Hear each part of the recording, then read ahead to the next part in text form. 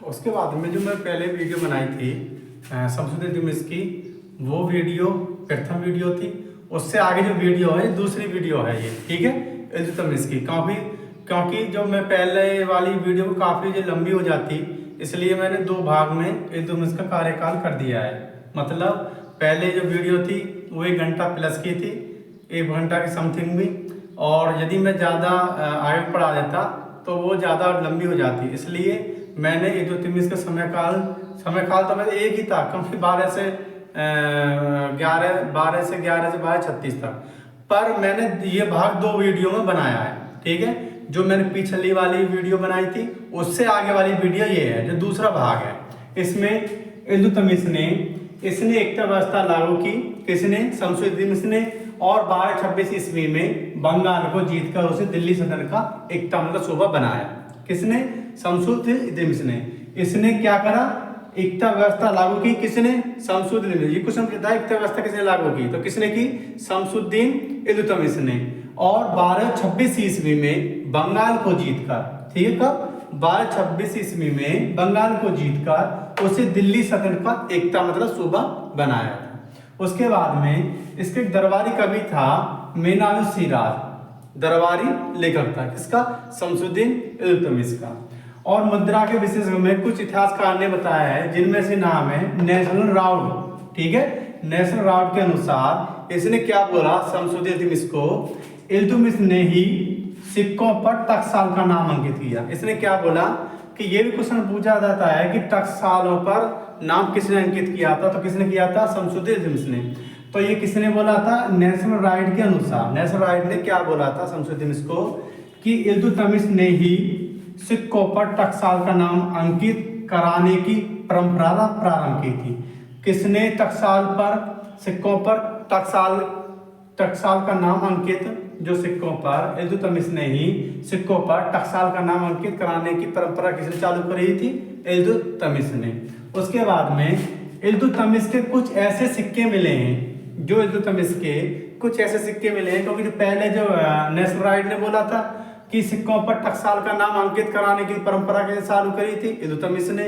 और फिर उसके बाद में सिक्कों के बारे में इतिहासकार बताते हैं इल्तुतमिश के कुछ ऐसे सिक्के मिले हैं जिन पर, जो इल्तुतमिश के सिक्के ऐसे मिले हैं जिन पर चौहान घुड़सवार का अंकन, मतलब चौहान में घुड़सवार का अंकन, तथा मिलने के साथ साथ चौहान घुड़सवार का अंकन मिलने के साथ साथ जो शिव के वाहन है, ठीक है, जो शिव के वाहन है नंदी, ठीक है।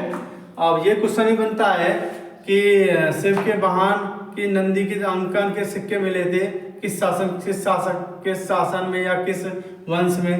तो सबसे पहले जो सिक्के मिले थे ये चलो एक सिंपल सी बात है, ये क्वेश्चन पूछ लेते हैं कि शिव के वाहन की नंदी का चित्र किस सिक्कों पर मिला है, ठीक है, किनके सिक्कों में मिला है? तो किनके सिक्कों में मिला है? शमसुद्दीन इल्तुतमिश ने। क्योंकि क्या क्या अंकित मिला था? ये टकसाल पर सिक्कों पर टकसाल का नाम अंकित मिला था इल्तुतमिश के सिक्कों पर, और उसने ही प्रारंभ ये टकसाल पर जो नाम लिखना है, ये सबसे पहले प्रारंभ जो परंपरा प्रारंभ की थी वो शमसुद्दीन इल्तुतमिश ने करी थी। उसके साथ साथ चौहान घुड़सवार का अंकन मिलता है, उसके साथ साथ जो शिव के वाहन नंदी का चित्र भी उन टकसाल पर जो सिक्के बनते थे उस पर अंकित लिखा जाता, अंकन लिखा जाता, उस पर शिव वाहन नंदी का चित्र भी मिलता है। उसके बाद में कुछ समकालीन स्रोत थे, जो उस टाइम पे जो समकालीन स्रोत थे, इतिहासकार थे, उसने इल्तुतमिश को क्या बोला? अल्लाह के इलाकों का रक्षक। क्या बोला शमसुद्दीन इल्तुतमिश को? अल्लाह के इलाकों का रक्षक तथा ईश्वर के सेवकों का सहायक बताया। कुछ समकालीन स्रोतों में इसे क्या बोला गया? उसके बाद में जो समकालीन स्रोत थे, अल्लाह के इलाकों का रक्षक तथा ईश्वर के सेवकों सहायक, ईश्वर के सेवकों का सहायक बताया गया, ठीक। उसके बाद में राम प्रसाद त्रिपाठी मतलब आरपी, राम प्रसाद त्रिपाठी आरपी क्या बोलते हैं शमसुद्दीन इल्तुतमिश के बारे में? ऐबक ने भारत में तुर्की सल्तनत की नींव डाली थी। ऐबक ने भारत में तुर्की सल्तनत की नींव डाली थी, लेकिन तुर्की सल्तनत का जो वास्तविक संस्थापक किसको बताया? इल्तुतमिश को बताया। किसने? आरपी ने। और उनका पूरा नाम राम प्रसाद त्रिपाठी, ठीक है। राम प्रसाद त्रिपाठी ने क्या बताया कि जो ऐबक ने भारत में तुर्की, ठीक है, तुर्की सल्तनत की नींव डाली कहाँ पर, भारत में। लेकिन तुर्की सल्तनत का जो वास्तविक संस्थापक किसको बताया इन्होंने, इल्तुतमिश को बताया। ठीक है, किसको बताया, इल्तुतमिश को। और ये क्वेश्चन है कि इसने एकता व्यवस्था लागू की और 1226 में बंगाल को जीतकर उसे दिल्ली सल्तनत का व्यवस्था किया, क्योंकि एकता व्यवस्था चालू किसने करी, इल्तुतमिश ने।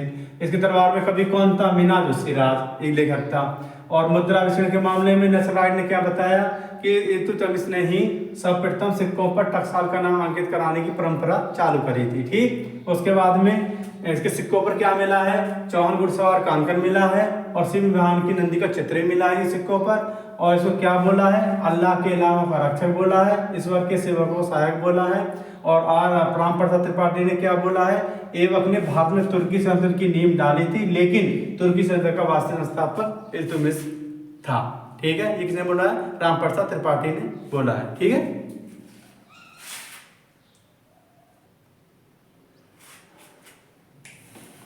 उसके बाद में अब क्या आता है कि इल्तुतमिश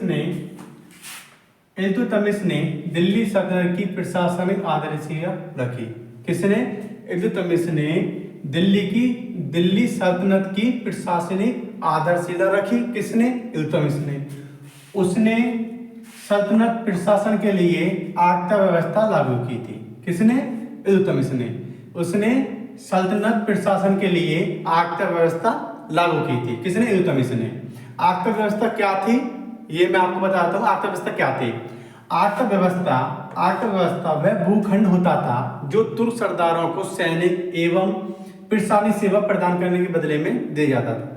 क्योंकि जो आक्ता व्यवस्था थी, जो सूबा था, वो क्या होता था कि जो आक्ता व्यवस्था वह भूखंड होता था जो तुर्क सरदार को सैनिक एवं प्रशासनिक सेवा प्रदान करने के बदले में दिया जाता था। वो क्या होता था, आक्ता व्यवस्था होती थी।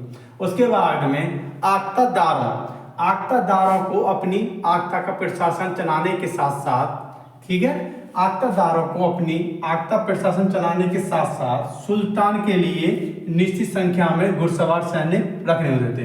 क्योंकि जो आक्ता व्यवस्था क्या थी और आक्तादारों, ठीक है, इसमें अंतर है। और आक्ता व्यवस्था क्या थी, जो भूखंड वह भूखंड होता था जो तुर्क सरदारों को सैनिक एवं प्रशासनिक सेवा प्रदान करने के बदले में वो दी जाती थी, जो सूबा दिया जाता था, क्षेत्र दिया जाता था। ठीक है, और आक्तादार क्या होता था, आक्तादार को अपनी आक्ता का प्रशासन, जो आक्ता का प्रशासन चलाने के साथ साथ सुल्तान के लिए निश्चित संख्या में घुड़सवार सैनिक रखने होते थे।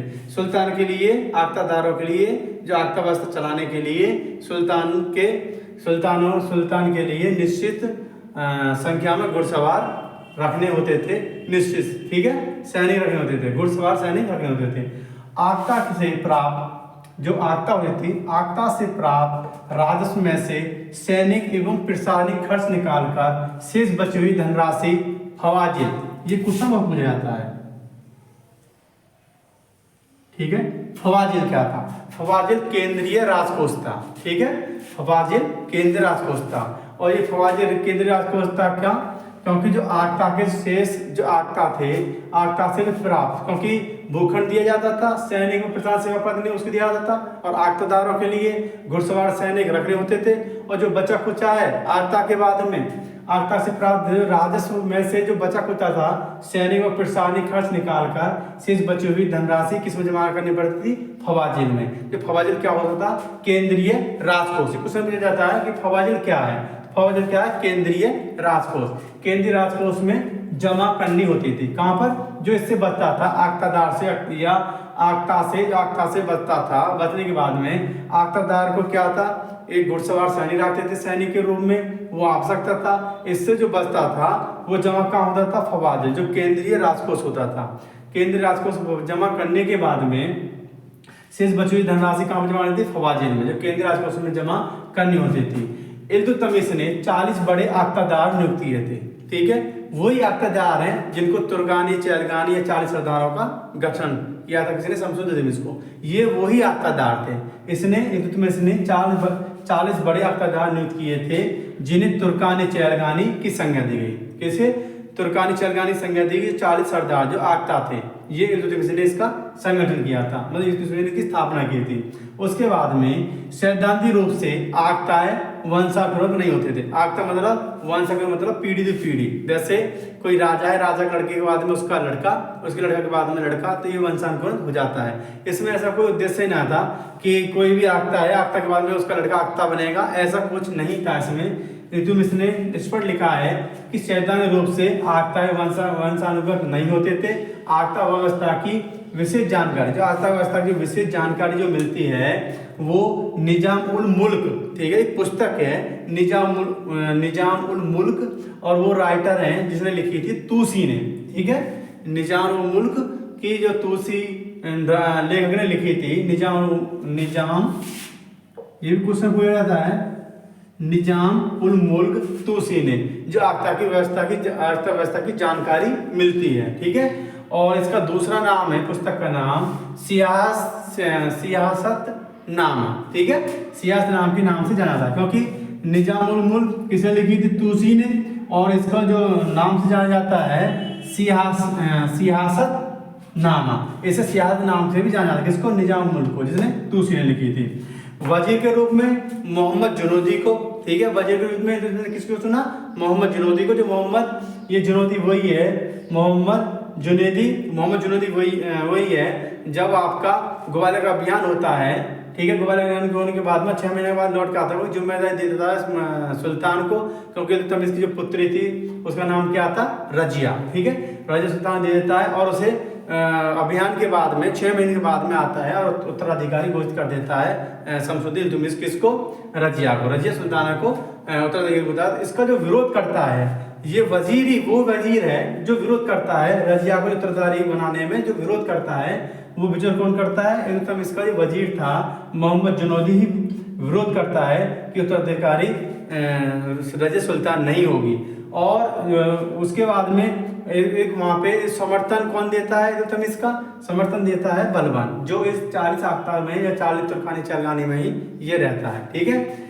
इसमें कहा है कि वजीर के रूप में मोहम्मद जुनूदी को नियुक्त किया गया, और जो वजीर होता था इसका एक विभाग था जिसका नाम है दीवाने विजारत, ठीक है, वजीर था दीवाने विजारत, और दीवाने विजारत कहलाता था। मूल रूप से जो दीवाने विजारत कहलाता था, जो वजीर का कार्य होता था, एक विभाग था दीवाने विजारत, इसमें वजीर का अधिकार होता था, मतलब वजीर इसको चलाता था।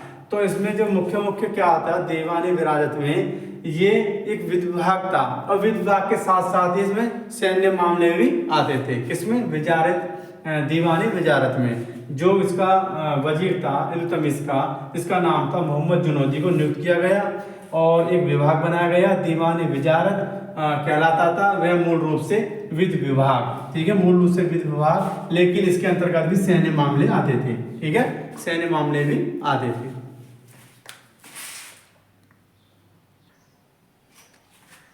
उसके बाद में क्या होता है, वजीर जो बन जाता है, वजीर कौन बनता है? मोहम्मद जुनूदी बन जाता है इल्तुतमिश का। और वजीर बनने के बाद में एक विभाग बनता है, उस विभाग का नाम था आपका दीवान, ठीक है। विभाग का नाम क्या हो जाता है? दीवान का नाम है वजीर के रूप में, इल्तुतमिश ने वजीर के रूप में मोहम्मद जुनूदी को नियुक्त किया, और वजीर विभाग का नाम दीवाने विजारत कहलाता है। मूल रूप से ये एक विधि विभाग होता है, और विधि विभाग के साथ साथ में इसमें भी सैन्य विभाग भी आ जाता है। उसके बाद में न्याय व्यवस्था जो काजी के रूप में किसको नियुक्त करता है? इल्तुतमिश मीनाजुस सिराज, ठीक हो, किसको नियुक्त करता है? न्याय व्यवस्था के बाद में वजीर में मोहम्मद जुनूदी को करता है, जिसमें दीवाने विजारत, जिसमें आपका विधि विभाग और सैन्य मामले आते हैं। और न्याय व्यवस्था में काजी के रूप में किसको नियुक्त करता है? मीनाजुस सिराज, जो इसके दरबार का लेखक था, ठीक है। उसके बाद में न्याय व्यवस्था की तारीफ करते हुए, ठीक है, इस न्याय व्यवस्था की तारीफ करते हुए मेरे को याद नहीं था, इब्न बतूता, ठीक है, सुल्तान के महल के बाहर बने, ठीक है। वो क्या कहता है? वो तो कहता है कि सुल्तान के महल के बाहर बने 2 शेरों के गले में एक बंधी हुई घंटी, ठीक है, बंधी हुई घंटी को बजाकर कोई भी फरियादी न्याय के लिए फरियाद कर सकता है।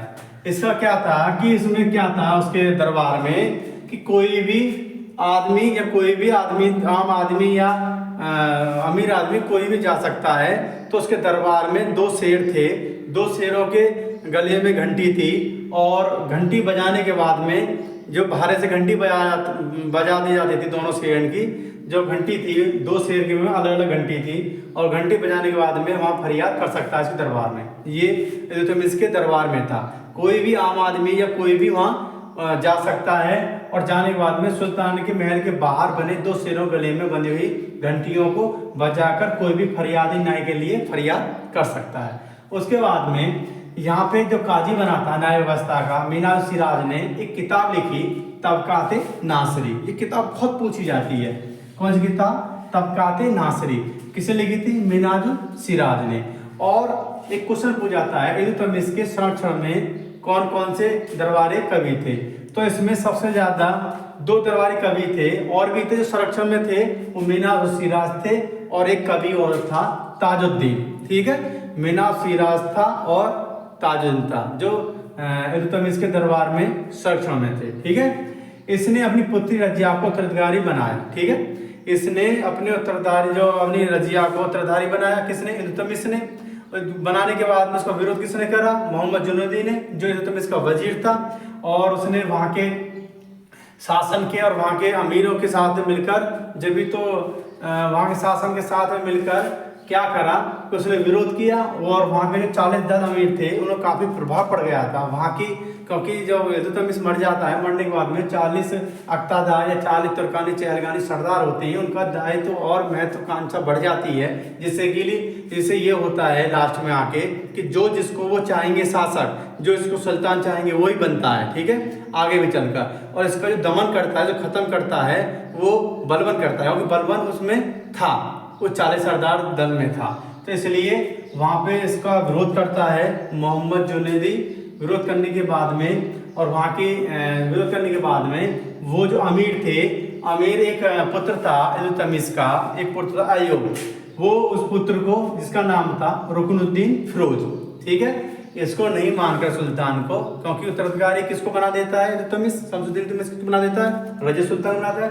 पर वहाँ के अमीर 40 दल के जो अमीर है वो नहीं मानते और इनका जो पुत्र होता है इल्तुतमिश, शमसुद्दीन इल्तुतमिश का पुत्र होता है जो अयोग्य होता है। ठीक है, वो अयोग्य होता है और अयोग्य इसलिए बनाते हैं क्योंकि हम इसके थ्रू हम शासन हम करेंगे। ठीक है, और रजिया सुल्तान यदि शासन सुल्तान बना देते हैं दिल्ली का, तो इसमें इसके सामने हमारी नहीं चलेगी, इसलिए वो विरोध करते हैं। और विरोध करने के बाद में अयोग्य जो इल्तुतमिश का पुत्र था जिसका नाम था रुकनुद्दीन फिरोज, ठीक है, इसका पुत्र था, वो रुकनुद्दीन फिरोज को सुल्तान बना देते हैं। और रुकनुद्दीन फिरोज को सुल्तान बनाने के बाद में इसकी जो माता थी शाहिद तुर्कान, ठीक है, जब शाहिद तुर्कान जब राजा बन जाता है, इसकी माँ शाहिद तुर्कान वो अपने जो राजपाट को जो कौन चलाती है? शाहिद तुर्कान चलाती है, क्योंकि राज्य की सत्ता अपने हाथ में केंद्र कर लेती है। कौन? शाहिद तुर्कान, जो रुकनुद्दीन फिरोज की माता थी। ये अयोग्य था और ये बनाता कौन है इनको? जो 40 देश के अमीर लोग थे,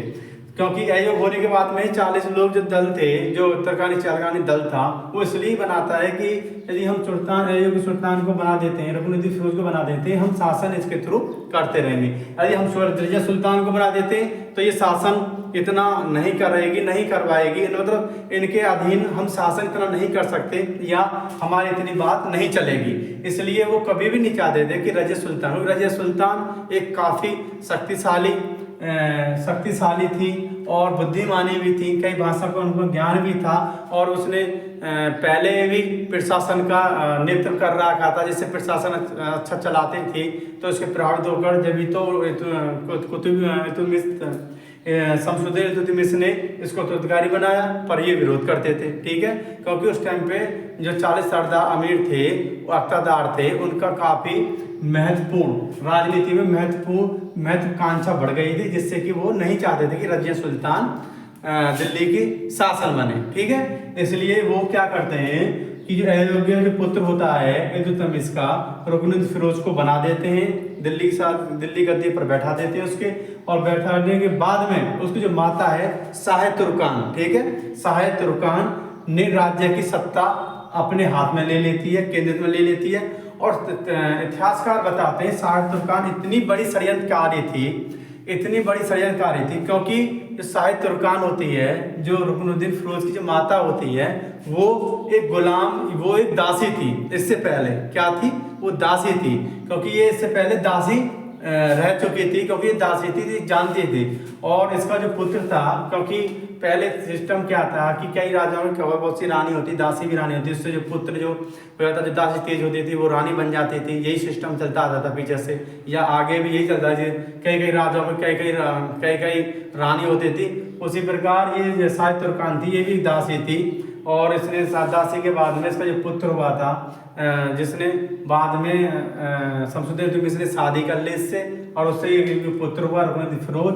जब इसको पता पड़ा कि रुकनुद्दीन फिरोज, और एक बात और, ये पहले सत्ता में इतना महत्व विश्वास नहीं रखती थी और राजनीति में भी तो इतना प्रवृत्त नहीं था।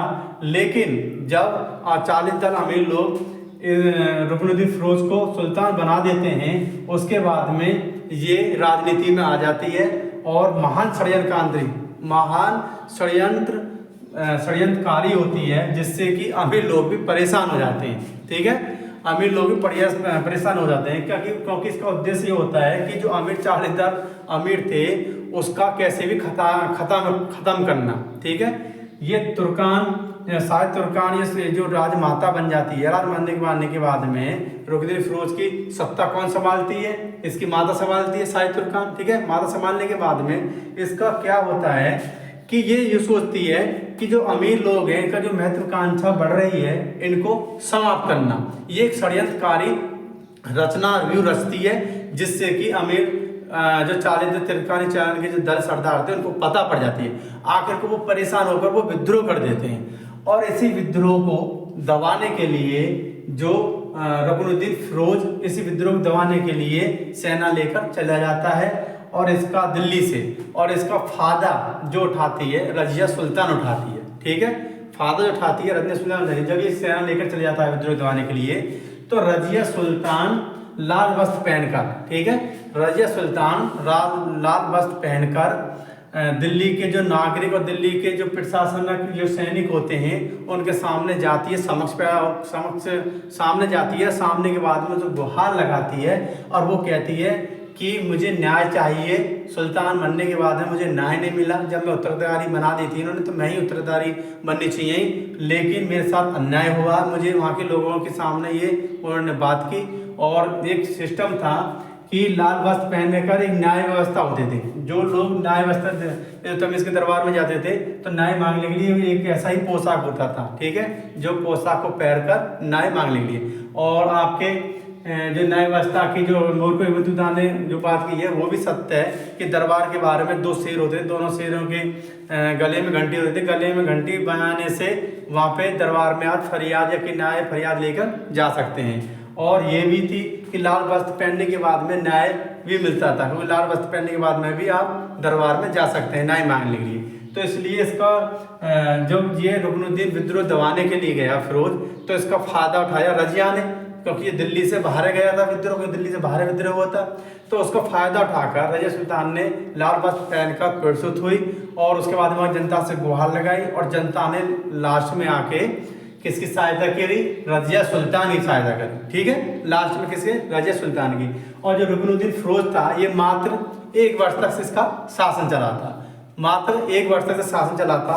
उसके बाद में शासन चलने के बाद में फिर सुल्तान कौन बनती है? रजिया सुल्तान बनती है। और भारत की प्रथम महिला रजिया सुल्तान थी, तुर्क सुल्तान थी, जो रजिया सुल्तान बनती है। क्योंकि कुतुब-ए-ऐबक जो बनता है 1211 से 1236 तक, और 1236 में उसकी मृत्यु हो जाती है। उसके बाद में 1236 में ही रुकनुद्दीन फिरोज बनता है, जो किसी माता जिसकी माता इसको चलाती है, सत्ता को, राजमाता सत्ता को चलाती है, और ये अयोग्य शासक होता है जो अमीर के द्वारा चुना जाता है। उसके बाद में इसकी जो हत्या कर जाती है, रुकनुद्दीन फिरोज की वहाँ हत्या कर देती है। हत्या करने के बाद में रजिया सुल्तान हत्या करवा देती है।